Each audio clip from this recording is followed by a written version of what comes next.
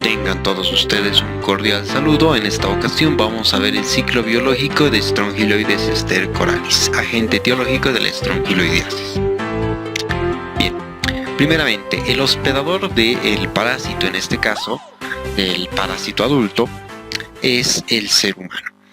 El ser humano alberga al agente parasitario adulto en la mucosa intestinal del duodeno y del yeyuno alto. Ahí el parásito pone huevos, los huevos eclosionan y salen larvas, y las larvas salen a la luz del intestino, son arrastradas por el contenido intestinal y salen del hospedador. Bien, bueno, hay tres tipos de larvas. Vamos a describir primeramente uno de estos tipos, la larva L1 triploide. El parásito, una vez elimina larvas, puede seguir dos ciclos, el ciclo directo y el ciclo indirecto. Ambos ciclos requieren de condiciones adecuadas en el medio ambiente para su desarrollo. El ciclo directo es el que vamos a describir primero. La larva L1 de tipo triploide, que aquí vamos a abreviar como 3N, evoluciona a el L2 en la Tierra. Bien, entonces en la Tierra con condiciones adecuadas, como en la de otros geoelementos, como ser adecuada humedad, tierra con sombra, con adecuada temperatura, aproximadamente 25 a 35 grados centígrados, una adecuada humedad y suelo arenoso, la larva puede evolucionar de L1 a L2 haciendo un cambio de cutícula, un fenómeno denominado ecdisis. Bueno, el siguiente paso es que la L2 triploide, igual por la carga genética que contiene, avance a L3 triploide. Después de que la L2 hace ecdisis a L3, la L3 puede ya infectar a un nuevo hospedador. Usualmente el mecanismo de infección suele ser el contacto de la L3 que está en la Tierra con la piel del hospedador, en este caso del ser humano. Las larvas L1 y L2 tienen apetencia hacia la Tierra, tienen un geotropismo positivo. En tanto, la L3 tiene un tigmotropismo positivo, que es lo que le permite aproximarse o buscar más fácilmente, dirigirse más fácilmente a la piel del hospedador. Bien, el siguiente paso es la infección a un nuevo hospedador, aunque también puede infectar al hospedador inicial, al hospedador que ha liberado las larvas L1. Entonces es posible la autoinfección externa. Bien, ahora un dato muy importante es que tenemos dos ciclos en este parásito. ¿Bien?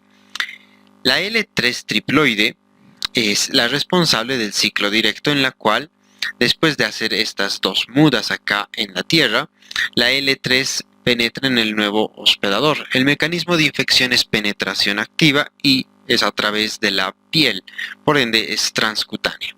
Sin embargo, se ha visto que en algunos casos, cuando el parásito está presente en algún alimento, especialmente que se haya contaminado con la tierra o que se extraiga directamente el alimento de la tierra, por alguna otra causa el parásito llegue a un alimento, cuando nosotros ingerimos el alimento, el parásito ahí en la boca puede hacer penetración activa de la mucosa bucal. De la misma forma puede hacer penetración activa en el esófago y también en el estómago. ¿Bien? Entonces, incluso si el parásito es ingerido a nivel de la boca, a nivel del esófago y a nivel de la mucosa gástrica, puede hacer ese mecanismo de penetración activa y con la penetración activa a culminar el ciclo. ¿Bien? Bueno, vamos a describir más adelante qué ocurre después de que el parásito hace penetración activa y ingresa al hospedador. Ahora vamos a ver el ciclo indirecto, ¿bien? Con otro color de flecha. Entonces, en el ciclo indirecto influyen otro tipo de larvas, igual L1, pero que ya no tienen esta carga genética triploide. ¿Bien? Tenemos larvas L1 diploides y larvas L1 uniploides, que algunos autores llaman haploides. Las larvas L1 diploides y las uniploides son las responsables del ciclo indirecto. ¿Bien?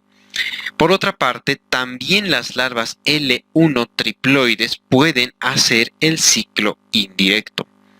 En el ciclo indirecto tenemos que las L1 diploides y las L1 uniploides se transforman después de sucesivas mudas, en realidad 4 mudas aquí en vida libre, en el ambiente, en la Tierra, se transforman en adultos machos de vida libre. La L1 triploide se transforma en adulto hembra. Bien. En realidad, en este proceso de transformarse la L1 triploide en adulto hembra de vida libre, realiza igualmente mudas sucesivas, bien, 4 mudas en el ambiente externo, en el ambiente de vida libre. Adulto macho y adulto hembra de vida libre, la hembra triploide y el adulto puede ser diploide o uniploide, copulan en vida libre. Y un dato muy interesante es que no hay una verdadera fusión de los núcleos de los gametos como tal, como en una fecundación. Cuando hacen copulación, básicamente la hembra de vida libre es partenogenética. ¿Bien? Entonces, esta hembra es la responsable de originar un nuevo huevo. Simplemente el gameto que emite el adulto macho de vida libre sirve para generar ese estímulo. El objetivo es generar ese estímulo para que la hembra, el gameto de la hembra, pueda hacer partenogénesis y pueda transformarse en un nuevo ser vivo. Entonces, no existe una verdadera fusión de los núcleos. Sí hay unión de los dos gametos, pero posterior a la unión no hay fusión de los dos núcleos. Bien, el material genético de estos dos diploides o uniploides se desecha. Y básicamente es el material genético triploide, el que perdura. Entonces, el producto son huevos triploides que conservan la carga genética K de la hembra. Y luego estos huevos triploides pues eclosionan ahí en vida libre y eliminan larvas o salen de estos huevos larvas L1 triploides. Igualmente, como en el ciclo directo, tienen que cumplir 2 mudas en la Tierra, de L1 a L2 y de L2 a L3, para poder ser infectantes. Antes se consideraba que podrían hacer un segundo ciclo indirecto, o sea que esta L3 puede volver, después de haber sido formada por un ciclo de vida libre, a hacer otro ciclo de vida libre, ¿bien? Formar una nueva hembra triploide, pero se ha visto que eso no ocurre en casi ningún tipo de estrongiloides, y en el caso de estrongiloides estercolaris pues prácticamente no ocurre, ¿bien? O sea que todos los huevos y las larvas L1 formadas o nacidas en vida libre van a sí o sí transformarse en L3 triploides ya destinadas a infectar a un nuevo hospedador. Bien, ya hemos visto entonces cómo es que la L3 triploide llega a infectar al hospedador. Puede formarse por un ciclo directo acá con las flechas blancas o por un ciclo indirecto acá con las flechas de color mostaza. El siguiente paso es ver qué ocurre dentro del hospedador, así que eso es lo que vamos a ver a continuación. Una vez que el parásito penetra, el proceso es el siguiente. La penetración es activa transcutánea. El parásito utiliza sus movimientos, estructuras propias de su cuerpo, así como también enzimas para poder hacer esta penetración. La penetración es con el objetivo de llegar a vasos sanguíneos. Bien, la penetración acá en este esquema podemos ver se realiza por todas las capas de la piel hasta llegar a los vasos de la dermis. Sin embargo, recuerden que esto puede ocurrir también en las mucosas, bien, en la mucosa oral, en la mucosa gástrica y en la mucosa esofágica. Bien, también vamos a ver más adelante que esto puede ocurrir en el intestino. Bueno, el estrongiloides, la larva L3 triploide, filariforme denominada por la forma del esófago y caracterizada por su primorio genital, debe llegar al torrente sanguíneo. Usualmente cuando ingresa por la piel no ingresa directamente al torrente sanguíneo. Hace un pequeño recorrido en la piel de aproximadamente 5 a 10 centímetros por hora, que es muy variable, de una distancia muy variable, y luego recién ingresa al torrente sanguíneo. Durante ese recorrido puede generar inflamación cutánea, generando un cuadro clínico, en algunos casos característico, denominado larva currens, caracterizado por una dermatitis serpengiforme con forma de trayecto de serpiente. Una vez dentro de los vasos sanguíneos, el parásito migra por el torrente sanguíneo y bueno, es arrastrado con la sangre por la circulación venosa sistémica hasta el corazón y del corazón a los pulmones. Una vez que llega a los pulmones, el parásito franquea la barrera alveolo-capilar, sale del capilar al intersticio pulmonar. Muy importante es este fenómeno de salida al intersticio. Aquí en el intersticio, la larva L3 triploide se transforma en larva L4 triploide con un fenómeno de écdisis, o sea, hace un cambio de cutícula. La L4 triploide ingresa al alveolo y en el alveolo empieza a continuar su migración. Recordemos que muchos agentes nemátodos hacen este ciclo de ingresar al torrente sanguíneo y llegar a los pulmones. Ese ciclo, recuerden, se denomina ciclo de luz o hemotisular. Una vez en los pulmones, el parásito asciende por vías respiratorias. Es facilitada su ascenso por el mismo reflejo de la tos en algunos casos, así como por los cilios presentes en la mucosa de las vías aéreas. Pero de todas formas, el parásito también hace movimientos activos para ascender por vía aérea. Una vez llegado a la faringe inferior o laringofaringe, el parásito pasa a el tracto digestivo, ingresa por la faringe hacia el esófago y luego es deglutido hacia el estómago y posteriormente del estómago pasará a tubo digestivo alto, en este caso duodeno o yeyuno alto. Una vez llegado a intestino, la larva L4 triploide hace una muda en la luz intestinal, una écdisis y avanza a L5 triploide, que algunos autores directamente llaman el adulto joven o adulto hembra triploide. Esta forma ya adulta va desarrollándose, alimentándose allí en la luz del intestino y ingresa a su hábitat, que es, recuerden, la mucosa intestinal. No vive en la luz, sino en la mucosa. Penetra el epitelio intestinal y llega a la mucosa. Ahí la hembra partenogenética triploide empieza a realizar la puesta de los huevos. Los huevos contienen material genético que puede ser triploide, diploide o uniploide. Entonces, de estos huevos, que se ubican usualmente cerca a las criptas del Evercundo adyacentes a estas, de estos huevos salen larvas L1 que pueden tener distinta carga genética. Las larvas L1 salen a la mucosa del intestino y de la mucosa salen a la luz intestinal. Y como sabemos, de ahí pues son eliminadas por el tránsito intestinal y salen al medio externo, ¿bien? Con la materia fecal. Ahora, un dato muy importante, ¿bien? La evolución o la écdisis de L1 a L2 y luego a L3, ¿bien?, requiere de una hormona que es la 20-hidroxiecdisona. Estas mudas usualmente ocurren en un lapso de 24 a 72 horas. Entonces, desde que se forma la L1, usualmente se tarda 24 a 72 horas en que se forme la L3. Esta variación de tiempo depende de las condiciones, obviamente, ambientales. Bien.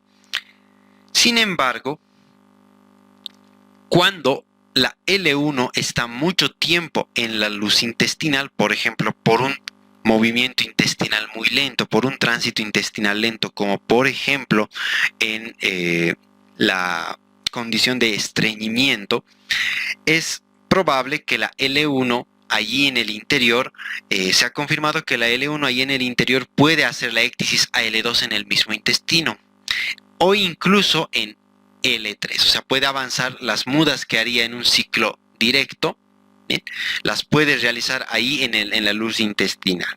Obviamente esto solo se aplica para las L1 triploides. Estas, las diploides y uniploides, sí o sí tienen que salir con las heces para culminar el ciclo.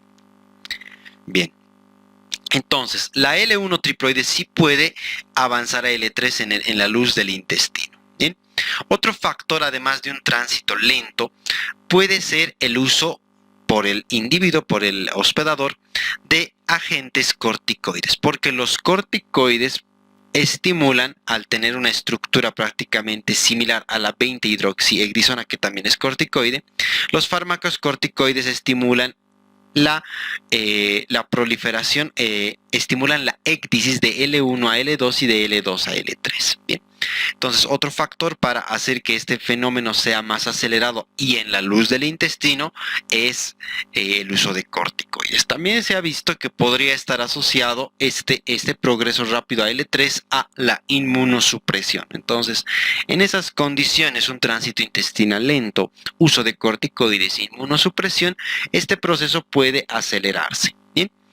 Debido a ello, es posible encontrar en un individuo, cuando tiene estos factores, L2 o incluso L3 triploides en la luz de su intestino. Estas L3 triploides que se pueden encontrar, como están programadas ya para hacer penetración activa y cumplir el ciclo de luz, las L3 triploides que se forman aquí en la luz del intestino ya no tienen que salir al medio externo, directamente penetran la mucosa intestinal, hacen penetración activa transmucosa del intestino, ingresan al torrente sanguíneo y bueno, cumplen el ciclo de luz hasta llegar a los pulmones y, como sabemos, de ahí al tubo gastrointestinal. Entonces, recuerden, es posible que el parásito culmine todo el ciclo directo dentro del hospedador, sin salir al medio ambiente. A eso llamamos autoinfección interna. También es posible que la L3 triploide se desarrolle, o sea, de L1 a L3 se avance todo ese proceso en la región perianal. Bien. ¿Esto por qué? Porque, bueno, pueden quedar larvas ahí alojadas por una inadecuada higiene por parte del hospedador. Entonces, sí es posible que la L1, la L2 y la L3 se formen, o sea, esa ectisis ocurra ahí en la región perianal. Bueno, finalmente, esto va a proporcionar que la L3 se forme ahí en la región perianal y sin haber tenido contacto con la tierra o el suelo, pues la L3 directamente penetre la piel de la región perianal y culmine el ciclo. ¿Bien? En este caso sería un ciclo de autoinfección externa. Entonces, bien, recuerden, este ciclo, el directo, puede ocurrir en el suelo, puede ocurrir en el mismo intestino, en la región perianal y obviamente en la región anal también. Bueno, en cambio, el ciclo indirecto solo puede ocurrir en el suelo, bien, en ambiente de vida libre. Bien, entonces algunas características clave de este ciclo son: el ciclo es de tipo monoxeno, solo requiere una especie hospedadora, en este caso el hombre, y eso se cumple para los ciclos directo e indirecto. El hospedador principal es el ser humano. El hábitat es tisular en la mucosa intestinal del duodeno y yeyuno alto, y en las infecciones graves, ojo, puede llegar, cuando hay alta carga parasitaria, desde puntos más altos como la mucosa intestinal hasta el intestino grueso. La forma infectante siempre es la larva filariforme triploide, nunca la diploide o uniploide. La vía de infección es transcutánea principalmente, pero también puede ser transmucosa. En el caso de que sea así, sería la mucosa intestinal atravesada para la autoinfección interna, la mucosa anal igual, y para la infección por vía oral es la mucosa bucal, esofágica y gástrica. Bien. El mecanismo de infección sería penetración activa, porque la penetración es realizada por el mismo parásito, no por un agente u otro factor externo. El número de mudas, o sea, cambios de éctisis, cambios larvarios de L1 a L2, por ejemplo, es 4 éctisis para llegar a formarse el adulto. Y bueno, entre otras características tenemos la éctisis depende, recuerden, de esta 20-hidroxiectisona, bien, y dado que los corticoides tienen una estructura similar a esta, muchos corticoides, dado que esta estructura es una hormona corticoidea, pues es normal que el uso de corticoides pueda estimular la éctisis, bien. Recuerden, es más acelerado en esos pacientes. Otro factor que puede hacer que la éctisis ocurra de forma atípica en la luz del intestino es la estasis fecal y bueno, finalmente la inmunidad del hospedador. Recuerden, estos son factores de riesgo, ¿no? Uso de corticoides, estasis fecal e inmunocompromiso. Factores de riesgo para ciclos de autoinfección interna. Bueno, las condiciones de vida libre, como en todo geoelminto, ¿no? La humedad, la calidez requiere de que haya luz solar no directa y suelo arenoso, por eso es que este parásito es más abundante en climas tropicales, ¿bien? Sin embargo, dato muy importante, si uno lo adquiere en un clima tropical en alguna época de la vida, como en la niñez, el parásito puede persistir durante toda la vida en el cuerpo por muchos años, 30, 40 años. Y eso no es porque la longevidad de la hembra partenogenética sea esa cantidad de años, sino porque se pueden ir dando ciclos de autoinfección interna en ese lapso de tiempo. Es por eso que también no hay estudios que hayan demostrado con fidelidad cuál es el verdadero tiempo de vida de la hembra partenogenética. Bien, recuerden, la maduración larvaria es rápida, o sea, para formarse de L1 triploide a L3 triploide es de 24 a 72 horas, depende de las condiciones ambientales. La transmisión puede ser heteroinfección, o sea, una persona a otra. Obviamente esto después de haber pasado un lapso en ciclo de vida libre o en ciclo directo pero en la tierra. Y bueno, es posible la autoinfección interna y externa.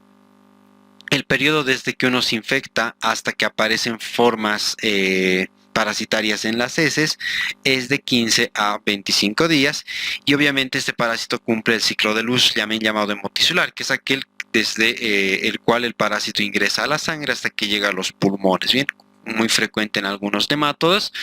Y bueno, recuerden que por ello, por cumplir el ciclo de luz, pues genera usualmente una eosinofilia marcada, usualmente puede generar cuadros de inflamación en el pulmón, una neumonitis intersticial a predominio, porque recuerden es ahí donde ocurre la égdisis, en el intersticio, y obviamente pues genera una marca de eosinofilia, ¿no? Suele generar una neumonitis intersticial eosinofílica. Y obviamente esto se puede manifestar con síntomas respiratorios que obviamente depende de la carga parasitaria, ¿no? No todos manifiestan síntomas respiratorios. Hay pacientes que cumplen todo el ciclo, desde que ingresa el parásito hasta que llega a su hábitat, en forma asintomática. Tampoco podemos hablar de un periodo de incubación, pues muchos pacientes adquieren el parásito y nunca tienen síntomas, ¿no? Tienen muy pocos. Entonces decir que hay una regla desde que te infectas hasta que aparecen síntomas, hay un periodo sí o sí de tiempo fijo, es impreciso. Bien, recuerden que muchos pueden tener al parásito y ser asintomáticos. Bueno, vamos a detallar eso en otros videos, la parte de la enfermedad. Con eso hemos concluido este video. Espero les haya servido y gracias por su atención.